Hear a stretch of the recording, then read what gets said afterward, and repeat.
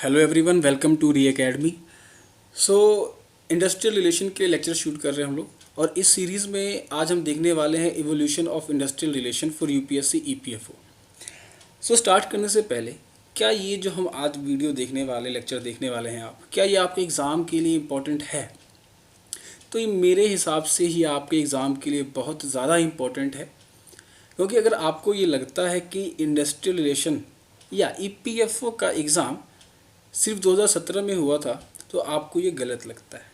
क्योंकि 2015 में भी असिस्टेंट लेबर कमिश्नर का एग्ज़ाम हो चुका था, जिसमें इंडस्ट्रियल रिलेशन से बहुत सारे क्वेश्चन पूछे गए थे। बहुत डीप में तो नहीं कहूँ, लेकिन बहुत अलग अलग फील्ड्स, टॉपिक से क्वेश्चन पूछे गए थे। उसी तरीके से 2018 में भी एग्ज़ाम हुआ था इन्फोर्समेंट ऑफिसर के लिए, ऑनलाइन एग्ज़ाम लिया गया था। ये 33 पोस्ट ही थी।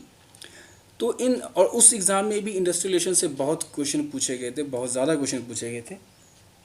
लेकिन क्योंकि इन दोनों ही एग्ज़ाम में सीट्स बहुत कम थी, बहुत कम, एक में 33 और एक में आई थिंक 14 सीट थी, तो इस वजह से मेरे ख्याल से शायद बहुत सारे टीचर्स ने ध्यान नहीं दिया इस एग्ज़ाम क्वेश्चन पेपर पे, और इसी वजह से इन दोनों ही पेपर का एनालिसिस अवेलेबल नहीं है, और ना ही उनमें क्या पूछा गया था उस पर किसने कंटेंट बनाया है, ना ही लेक्चर बनाया है। तो इसलिए मैं इस तरीके के लेक्चर आपके लिए दे रहा हूँ। मैं अपने इस यूट्यूब चैनल पे कोई भी एक्ट से रिलेटेड वीडियो नहीं बनाऊँगा, जैसे इंडस्ट्रियल डिस्प्यूट एक्ट या trade union act, maternity leave act, ऐसे किसी भी एक्ट से मैं वीडियो नहीं बनाऊँगा। पहले ही मैं आपको बता रहा हूँ, क्योंकि इस तरीके के एक्ट यूट्यूब पे पहले से ही अवेलेबल है। यूपीएफओ का एग्ज़ाम होने से पहले से भी अवेलेबल। अगर आप पढ़ना चाहें, अगर कोई लेक्चर आपको अवेलेबल नहीं हो रही है पीएफओ एग्ज़ाम के लिए, तो आप सिंपली सर्च कर सकते हैं फॉर नेट जीआरएफ के लिए। For example maternity relief act for net GRF, अगर आप सर्च करते हैं तो वो लेक्चर अवेलेबल है पहले से। इसीलिए मैं एक्ट पे कोई वीडियो नहीं बनाऊंगा, रदर देन मैं उन टॉपिक पे वीडियो बनाऊंगा जो टॉपिक छूटे हुए हैं उन कोचिंग वालों से या उन टीचर से। तो इस सीरीज़ में ये हमारा वीडियो आज होने वाला है इवोल्यूशन ऑफ इंडस्ट्रियल रिलेशन पे। कैसे इंडस्ट्रियल रिलेशन इवॉल्व हुआ, कैसे बेहतर हुआ एक तरीके से कह सकते हैं, क्योंकि पहले बेहतर नहीं था। तो देखते हैं, स्टार्ट करते हैं आज का हमारा टॉपिक। तो इंडस्ट्रियल रिलेशन के इवोल्यूशन को मैं जनरली दो फेज़ से कनेक्ट करके चलूँगा। एक प्री इंडिपेंडेंस होगा और एक पोस्ट इंडिपेंडेंस होगा। प्री इंडिपेंडेंस में अगर हम ब्रिटिश से पहले चले जाएं, थोड़ा पहले और चले जाएं, तो हम ये देखते हैं कि मुग़ल पीरियड में या एशियन पीरियड में भी ऐसा नहीं है कि इंडस्ट्री टाइप का नहीं होता था। छोटे छोटे इंडस्ट्री होते थे, जनरली हेरिडिटी पे बेस होते थे, एक ही फैमिली के पर्सन ऑन करते थे उस इंडस्ट्रीज़ को। काफ़ी मोनोपोली भी होती थी, जो भी छोटी मोटी इंडस्ट्रीज़ होती थी, और इस चक्कर में एम्प्लॉयर और एम्प्लॉय का कोई रिलेशन अच्छा नहीं होता था। जनरली स्लेव की तरह काम करवाते थे। आपने बहुत सारी मूवीज़ में भी देखी होंगी, एशियन मूवी में भी, क्योंकि स्लेव की तरह ही काम करवाया जाता था उनसे। तो उस स्लेव के कंडीशन से आज कैसे, आपने भी देखा होगा कैसे लेबर यूनियन रेलवे का चक्का जाम करवा देते हैं, बड़ी से बड़ी इंडस्ट्री ठप बैठ जाती है, लेबर के पास आज इतनी पावर है। तो ये जो इवोल्यूशन हुआ, इस इवोल्यूशन को हम कनेक्ट करेंगे, क्या क्या इवेंट्स हुए बीच में, सारा सब कुछ हम देखने वाले हैं इस पर्टिकुलर लेक्चर में। तो इंडस्ट्रियल रिलेशन के लिए अगर हम सबसे कोई इम्पोर्टेंट चीज़ हुई इंडस्ट्रियल रिलेशन के इवोल्यूशन में, तो वो था इंडस्ट्रियल रिवोल्यूशन। इंडस्ट्रियल रिवोल्यूशन, क्योंकि इंडस्ट्रियल रिलेशन को बाय प्रोडक्ट कहा जाता है इंडस्ट्रियल रिवोल्यूशन का। इंडस्ट्रियल रिलेशन बाय प्रोडक्ट है किसका? इंडस्ट्रियल रिवोल्यूशन का। क्योंकि अगर इंडस्ट्रियल रिवोल्यूशन आया होता तब बहुत सारी चीज़ें ना हुई होती। फॉर एग्जांपल क्या, जैसे इंडस्ट्रियल रिवोल्यूशन में आपको याद होगा, अगर आपने पढ़ा है 9th क्लास में भी ये चैप्टर है, कि इंडस्ट्रियल रिवोल्यूशन से पहले जनरली काम सारे हाथ से होते थे, हैंडमेड मटेरियल्स बनते थे। इंडस्ट्रियल रिवोल्यूशन में मशीन वगैरह, साइंस ने काफ़ी डेवलपमेंट की, और इस वजह से मशीन से प्रोडक्शन स्टार्ट हुआ। और जब मशीन से प्रोडक्शन स्टार्ट हुआ तो प्रोडक्शन काफ़ी बल्क में होने लगा। लेबर्स की ज़रूरत पड़ी मशीन को ऑपरेट करने के लिए, और जहाँ भी फैक्ट्री लगती थी उसके आसपास एक मार्केट बन जाता था, एक टाउन, छोटा सा टाउन बन जाता था। बहुत सारे लोग एक बहुत छोटी सी जगह में रहते थे, ज़्यादा कोई फैसिलिटी थी नहीं। फैक्ट्रीज़ में सारा दिन फैक्ट्रीज़ में रखा जाता था, फैक्ट्री में ही लोग सोते थे, काम करते थे, दिन 24 में से 20-20 घंटे काम करवाया जाता था। ये मैं फेक नहीं रहा हूँ, ये ऐसी चीज़ें आपको अवेलेबल है, आप पढ़ सकते हैं क्लास 9 की एनसीईआरटी में। बच्चों से बहुत ज़्यादा काम करवाया जाता था, चाइल्ड लेबर प्रोटेक्शन एक्ट में आपने पढ़ा होगा। तो ये सारी जो चीज़ें थी ये काफ़ी ज़्यादा एक्सप्लॉयटेटिव थी। तो आपने हम यहाँ से कनेक्ट कर सकते हैं कि काफ़ी ज़्यादा एक्सप्लॉयटेशन होता था वर्कर का। क्या क्या चीज़ें होती थी, सैलरी कम देते थे, बहुत लंबा काम करवाया जाता था, दिन में 20-20 घंटे काम करवाया जाता था। काम करने का कंडीशंस काफ़ी ख़राब होते थे, काफ़ी ख़तरनाक सिचुएशन में कोई सेफ्टी टूल्स नहीं दिए जाते थे, काम करवाया जाता था बस। उसके अलावा कुछ बेसिक फैसिलिटीज़ भी नहीं होती थी उतनी, जैसे पानी, वॉशरूम वगैरह, कुछ इतनी चीज़ें होती नहीं थी। तो इतना जो प्रेशर पड़ा लेबर पे, इतनी चीज़ें जो हुई लेबर के साथ, तो इसके बाद ही कहीं ना कहीं महसूस हुआ कि इसमें सुधार चाहिए। और इस सुधार में सबसे बड़ा माइलस्टोन माना जाता है वर्ल्ड वॉर 1 को। आप वर्ल्ड वॉर 2 को भी कनेक्ट कर सकते हैं यहाँ पे, लेकिन वर्ल्ड वॉर 1 में वर्कर्स क्लास को ये रियलाइज़ हुआ, उनकी खुद की इम्पोर्टेंस का रियलाइज़ हुआ।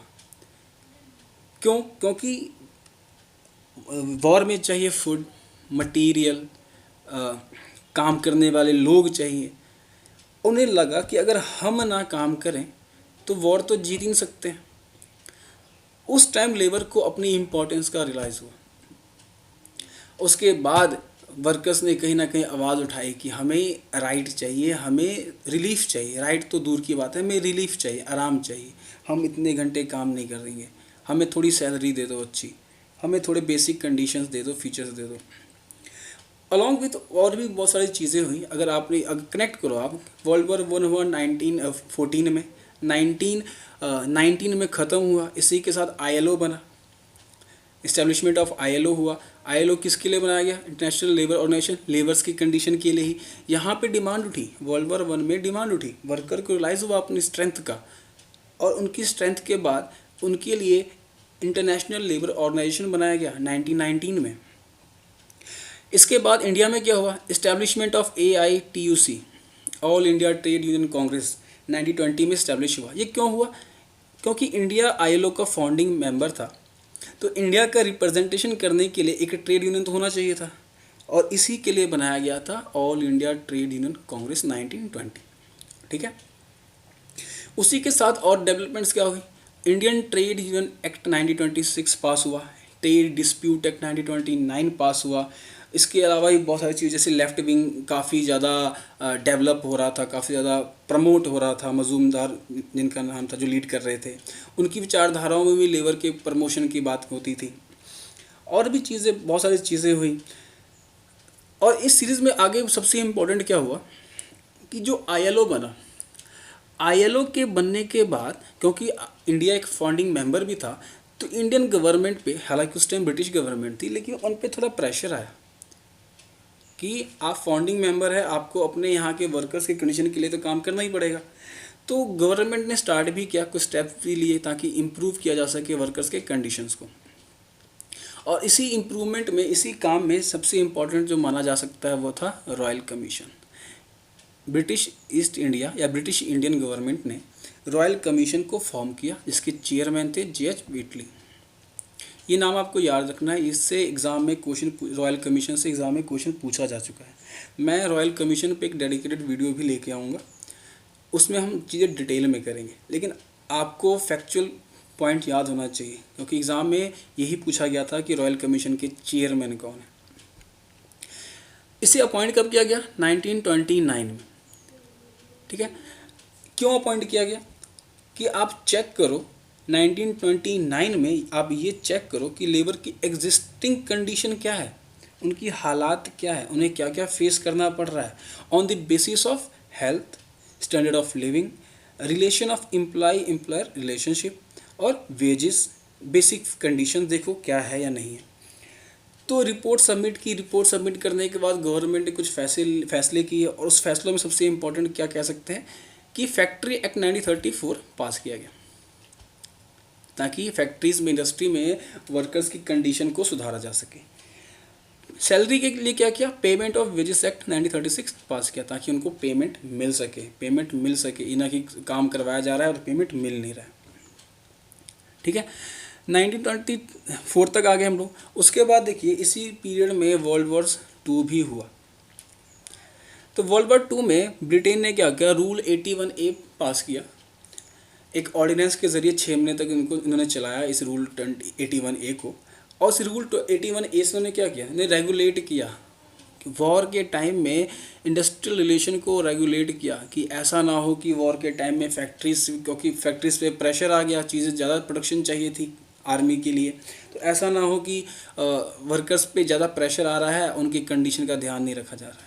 तो उनके कंडीशन को ध्यान में रखने के लिए इस ब्रिटेन की गवर्नमेंट ने रूल 81 पास किया।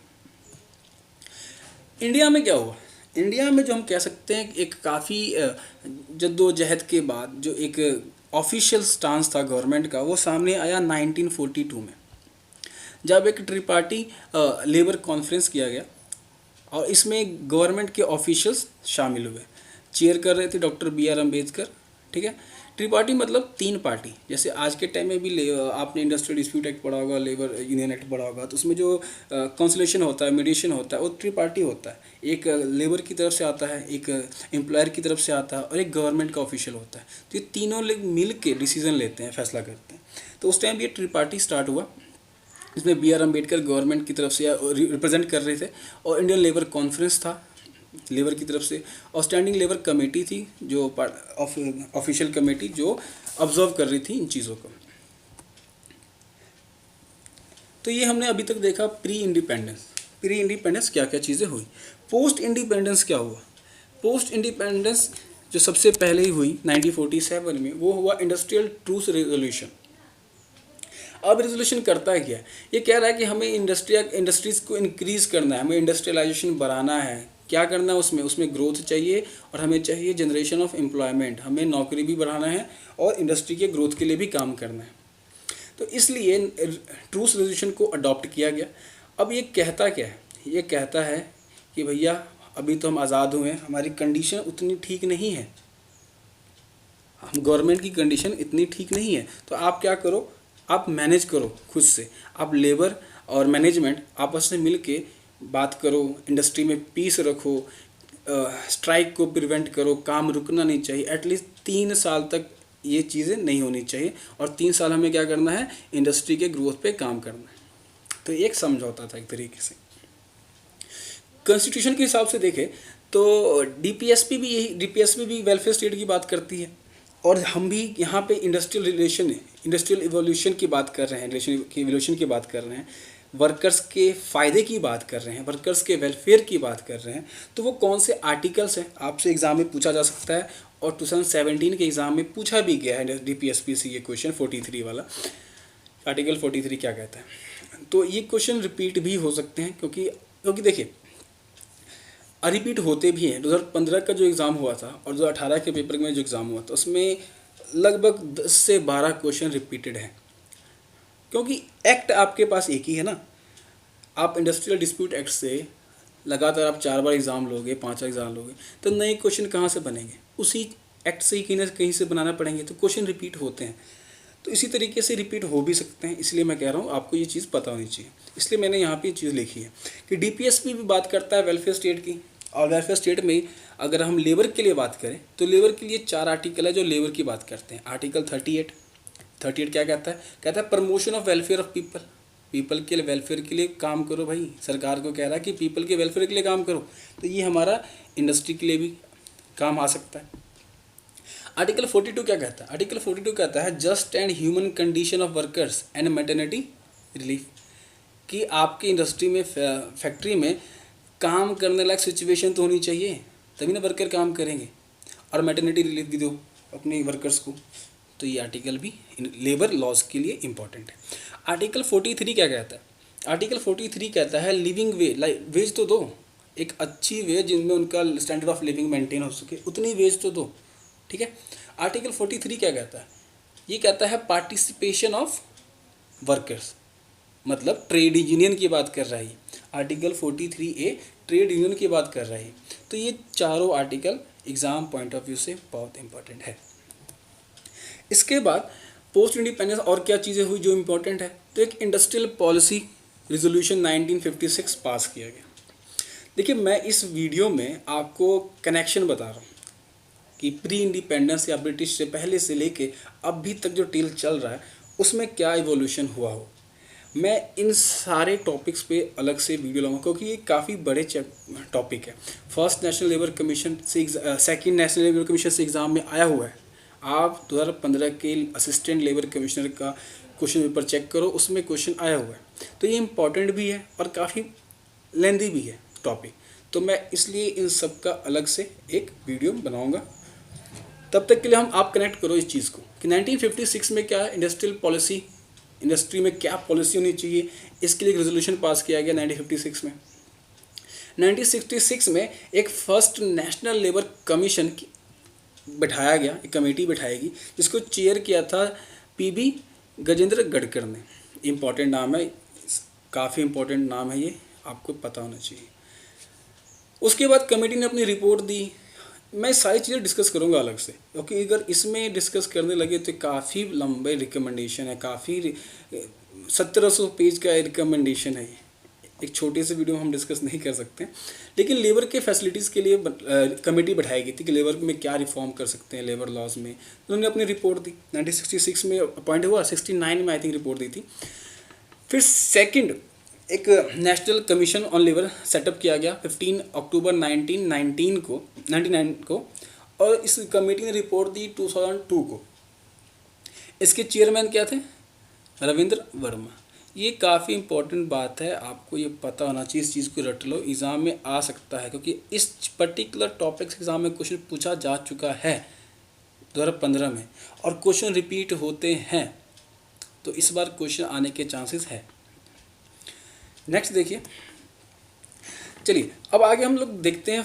अगर क्योंकि उस टाइम 5 ईयर प्लान चल रहे थे, तो 5 ईयर प्लान्स के साथ साथ इंडस्ट्रियल रिलेशन में क्या क्या डेवलपमेंट हुई, एवोल्यूशन क्या है, उस चीज़ को कनेक्ट करते हैं यहाँ पे। तो फर्स्ट 5 ईयर प्लान ने रिकमेंड किया कि वेज को बढ़ाओ भैया, वर्कर्स को खुश रखो ताकि वो अच्छे से काम कर सके। तो इसलिए गवर्नमेंट ने एक परमानेंट वेज बोर्ड भी इस्टेब्लिश कर दिया। ठीक है, रट जाओ इस पॉइंट को भाई किसी तरीके से, क्योंकि एग्ज़ाम में ये आ सकते हैं। सेकंड 5 ईयर प्लान ने रिकमेंड किया इंडस्ट्रियल डेमोक्रेसी होनी चाहिए, है ना, मतलब इलेक्शन करवाओ, ट्रेड यूनियन बनवाओ, गवर्नमेंट वर्कर्स को पार्टिसिपेट करने दो मैनेजमेंट में। थर्ड में ऐसा कुछ इंडस्ट्री के लिए आया नहीं, लेबर के लिए। फोर्थ में रिकमेंडेशन किया गया कि रिडक्शन इन डिस्पैरिटीज़, मतलब जो भेदभाव कर रहे हो ना आप इंडस्ट्री के अंदर, उस चीज़ को कम कर दो। रिडक्शन इन वेज डिफरेंशियल, जो आपने सैलरी एक ही पोस्ट पे जो अलग अलग सैलरी दे रहे हो अलग अलग लोगों को, ये नहीं होना चाहिए। Improvement in working condition, safety tools दो, just and human condition provide करो वर्कर्स को ताकि वो अच्छे से काम कर सके। फोर्थ पॉइंट कहा कि ट्रेनिंग ऑफ वर्कर को ट्रेन करो, सोशल सिक्योरिटीज़ दो, सोशल बेनिफिट दो। फिफ्थ 5 ईयर प्लान ने रिकमेंड किया कि यूज़ ऑफ मोर टेक्नोलॉजी का ज़्यादा से ज़्यादा यूज़ करो, मैनेजमेंट की प्रैक्टिस को इम्प्रूव करो, जो काम करने का तरीका है उसमें देखो क्या चेंजेस ला सकते हैं। सिक्स्थ 5 ईयर प्लान ने रिकमेंड किया कि स्टेट इंश्योरेंस स्कीम बनाया करो। स्टेट के इंश्योरेंस एक्ट भी इसके बाद आया इसी सिक्स्थ 5 ईयर प्लान के से। तो इस एक्ट में क्या था, कैसी स्कीम्स की बात कर ली है जल्दी यहाँ पर, जैसे कि स्टेट इंश्योरेंस, जैसे कि अटल बीमित व्यक्ति कल्याण योजना जो है, जीवन ज्योति है, अटल बीमा योजना है, सुरक्षा बीमा योजना है। ये जो इंश्योरेंस स्कीम है ये बनाओ वर्कर्स के लिए। गरीब कल्याण योजना है। इसके बाद ईपीएफओ का एस्टेब्लिशमेंट करो, प्रोविडेंट फंड देने के लिए। फैमिली पेंशन स्कीम बनाओ और any other social security benefits were brought under statutory agreement, और जो भी सोशल सिक्योरिटी स्कीम है उनको कानूनन लागू करो, स्टैट्यूटरी एक्ट के अंदर लेके आओ। नेक्स्ट देखते हैं। ओके, तो ये था हमारा। और इसके बाद आप और आगे कनेक्ट कर सकते हो कि 1991 में जो इकोनॉमिक रिफॉर्म आया था उससे लेबर की काफ़ी ज़्यादा राइट्स मिले थे, काफ़ी ज़्यादा चीज़ें उनके लिए अवेलेबल हुई थी। इसके बाद उससे आप थोड़ा और आगे आ जाओ तो अभी जो लेबर पॉलिसी गवर्नमेंट लेके आई है, हालांकि वो अलग से आपको मिल जाएगा और मैं भी ट्राई करूँगा कि उस चीज़ को लेके आऊँ, तो उस चीज़ को आप कनेक्ट कर सकते हो। फिर और क्या इवोल्यूशन कर सकते हो कि जो कोविड के पीरियड में जो 1 साल के लिए जो लेबर के जो राइट्स थे बहुत हद तक, जो 8 घंटे की ड्यूटी थी उसको 12 घंटे कर दिया गया। तो इन चीज़ों को आप जोड़ के देखो, एक एक हॉलिस्टिक वे में देखो, तो आपको पता लगेगा कि क्या इवोल्यूशन हुए थे और अभी भी हो रहे हैं, अभी भी हो रहे हैं। तो ये था आज का हमारा लेक्चर। अगर आपको ये अच्छा लगा हो तो लाइक कीजिए प्लीज़, सब्सक्राइब कीजिए, इससे एक मोटिवेशन मिलता है कि और वीडियोस बनाएं हम आपके लिए।